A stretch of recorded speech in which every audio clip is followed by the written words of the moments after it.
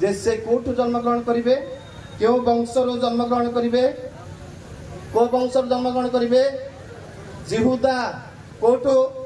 जिहुदार सिंह बोली कहा जाइछि प्रभु यीशु ख्रीष्टकर अन्य नाम होउछि सिंह जिहुदार सिंह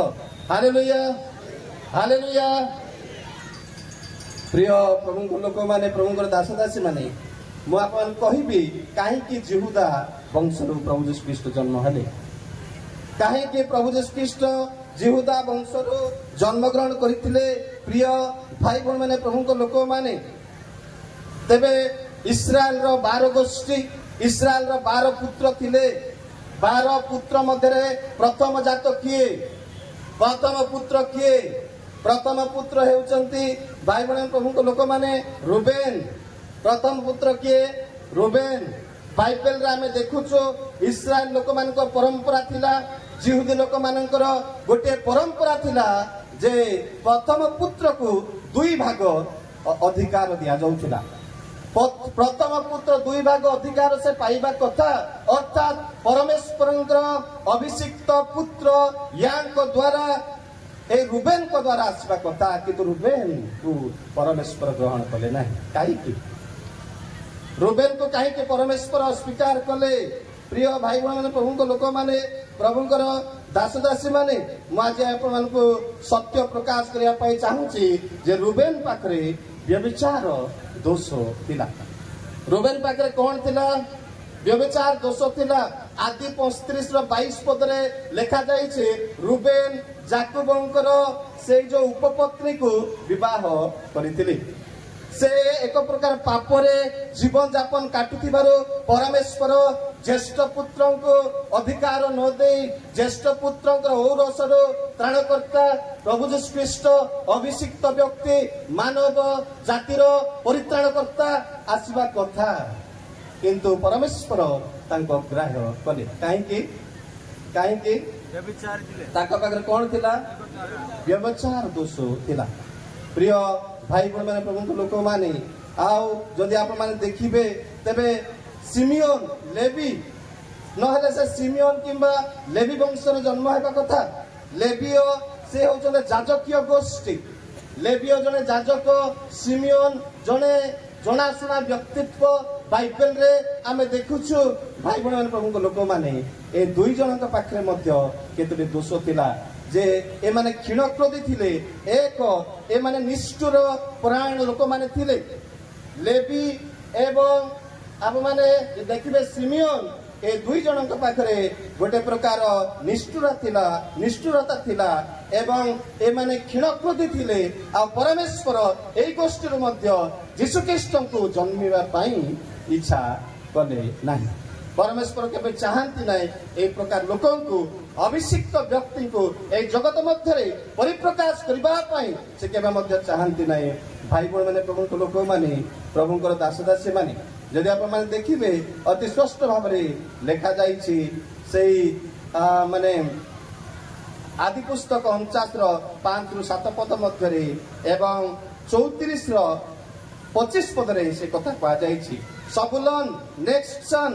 सबुलन थारु काहे के प्रभु यीशु ख्रीष्ट जन्म ग्रहण कले नाही सबुलन रो मन व्यवसाय रे थिला जदि आप माने जियोसियो पुस्तक 19 रो 10 रु 16 पद पढिबे सबुलन जने बणिक थिले व्यवसाय रे से माटी की रहउथिले व्यवसाय प्रति तांको हृदय थिला व्यवसाय प्रति तांकर मन थिला से व्यवसाय व्यवसाय व्यवसाय व्यवसाय व्यवसाय धन धन धन धन धन विषय रे से पार्थिव विषय रे बेसी आसक्त थिले कलसिय 3 रो 2 पद रे कहा जाई छै पार्थिव विषय रे आसक्त न होई ऊर्ध्वस्थ विषय रे कोन हो आसक्त हो जेहेतु सबुलन ए पार्थिव विषय रे धन प्रति आकृष्ट थिले परमेश्वर तांको कोन कले ग्रहण कले नाही एवं प्रिय भाई बहन माने प्रभु लोक माने तापरे इसाखर नामक आउ जने पुत्र थिले जाकूबंकर आदि तार 49 रो 14 15 पद लिखा जाई छै इसाखर जने अलसुआ लोक थिले जने पेटुक लोक थिले प्रिय भाई बहन प्रभु लोक माने जदि कार किछ प्रश्न अछि मते प्रसंग सरला परे आपण व्यक्तिगत भाव रे आसी पचारिबे मु जो प्रसंग करे मु तार उत्तर देबा पई सबले प्रस्तुत थाए तेणु आप पचारि पारे इसाकर जड़े आलस्य प्रिय लोक थे तेणु परमेश्वर अग्राह्य करुचंती जगतर त्राणकर्ता जगतर अभिषिक्त व्यक्ति जगतर सृष्टिकर्ता को ओरसरु आनिबा से इच्छा करूना एवं दान नेक्स्ट सन हूँ दान दान इंग्राजी बाइबल रे ताको दान कहा जाए कहीं परमेश्वर दान वंशरु जीशु ख्रीष्ट को जगत मध्य को आणुना कहीं दान वंशर ख्रीष्टमास हेउना कारण दान इस्राएल मध्य प्रतिमा पूजा कौन करते से प्रकाश करते दान से इस्राएल रे परमेश्वर सत्य ईश्वर को पालन करुथिबा लोक मानक मध्य सत्य जीवंत ईश्वर को पूजा करुथिबा लोक मानक मध्य प्रतिमा पूजा को से कौन कले इंट्रोड्यूस्ड द आइडोलट्री इन इस्राएल इस्राएल रे से कौन करूछंती प्रतिमा पूजा से कौन करथिले प्रवेश कराइथिले सेहिति पई जदि आपण मन देखिबे प्रकाशित तार 7 रो 4 रु 8 पद मध्य जो 12 गोष्ठी ना लिखा जाइछि प्रिय भाई बहन प्रभु को लोक माने 1,44,000 लोकंकर लिस्ट दिया जाइछि गोटे गोटे गोष्ठी रो 12,000 लोक मानन को कोन करा जाउछि 7 वर्ष महाक्लेश समय रे चयन करा जाउछि बोछा जाउछि दानंकर ना किंतु सेठारे नाही कारण ना नाही काहे कि नाही कौन पाए परमेश्वर एते क्रोधान्वित होउचंती परमेश्वर तांको प्रति काहे कि एते रागुचंती because he introduced the idolatry in Israel जाकुब गोष्ठी मध्य प्रतिमा पूजा को कौन कले से प्रवेश करैथिले आउ परमेश्वर प्रतिमा पूजा को स्पष्ट भाव मु कहबा पई चाहूची प्रतिमा पूजा को से घृणा करंती हालेलुया हालेलुया आपण प्रतिमा पूजा करुथिले हुए तो दुख करि पारंती भाई बहन मैंने जदि घरे किसी फोटो अच्छी अजा आई किंबा आउ कौनसी माता रही पितांकर रही मामू अजा कोकांकर रही परमेश्वर घृणा करती मन रखि था बिकॉज ए जो दान प्रतिमा पूजक थिले प्रतिमा पूजा को इस्राएल मध्य प्रवेश करते परमेश्वर नाम जीवन पुस्तक ही बाहर कर जीवन पुस्तक बाहर करदेले एवं प्रकाशित 7:4-8 पद मध्य नाम नाही मो गुरुत्वपूर्ण प्रसंग को आसबी भाई बहन प्रभु लोक माने प्रिय भाई बहन मैंने प्रभु दासदासी माने गाद होउचंती आउ जने संतान गाद जने भयालु हिरु लोक थिले से युद्ध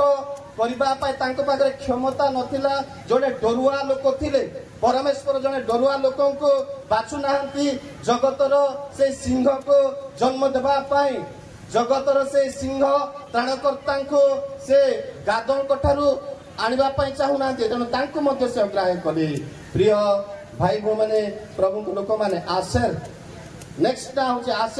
आशेर रो इतिहास के कहि परिबे कि भाई भो माने आशेर जने धनवान लोक थिले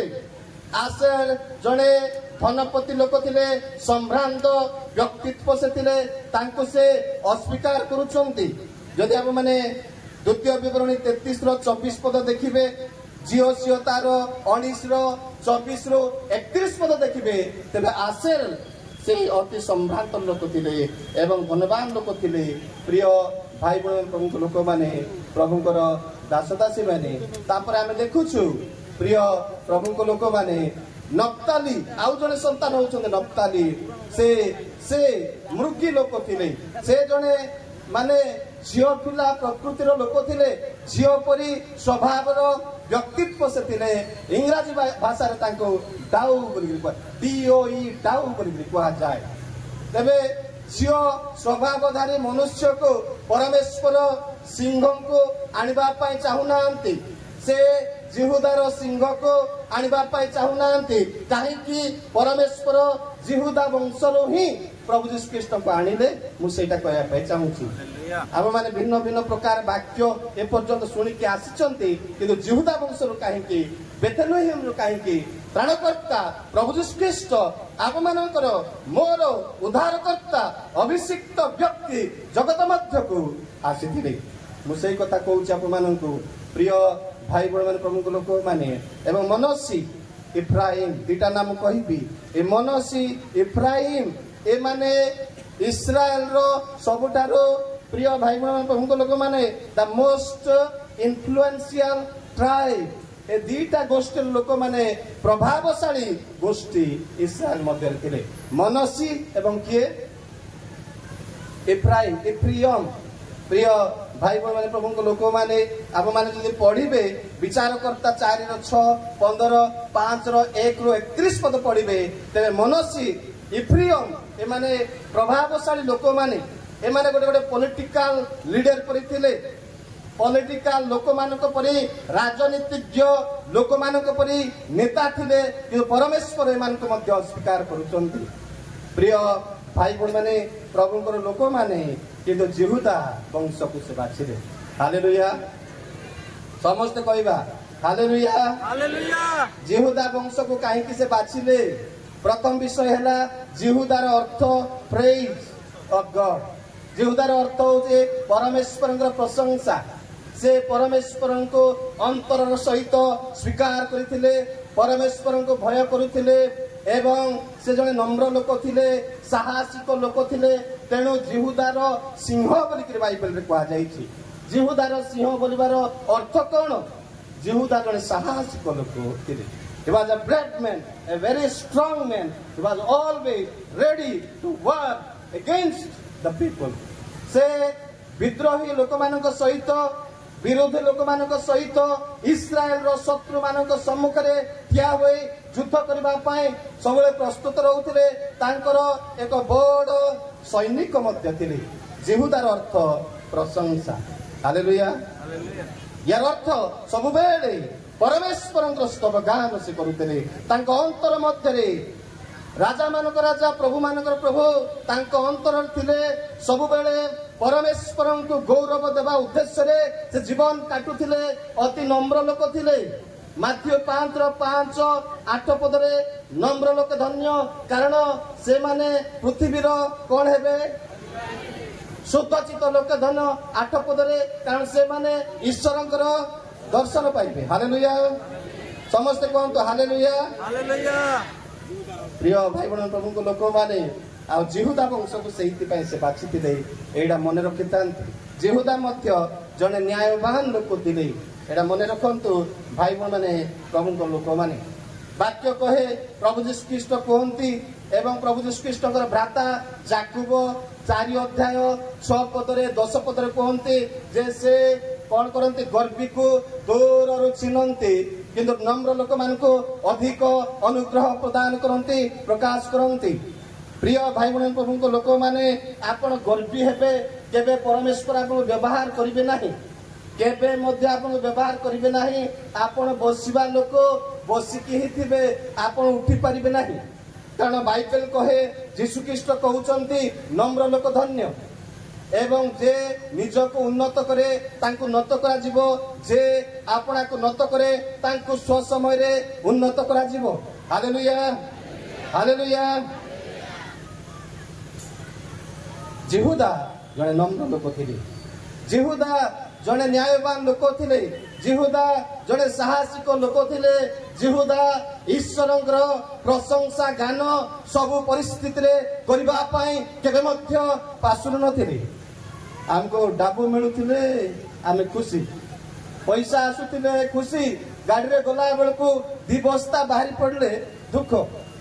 କୁଆଡେ ଗଲେ ଗଲା ବେଳକୁ 2 ବସ୍ତା ବାହାରି ପଡିଲା ଆପଣଙ୍କୁ ଜେଲକୁ ନେଇଗଲେ ଦୁଃଖ। ପଇସା ମିଳୁଥିଲେ ଖୁସି ଆମକୁ।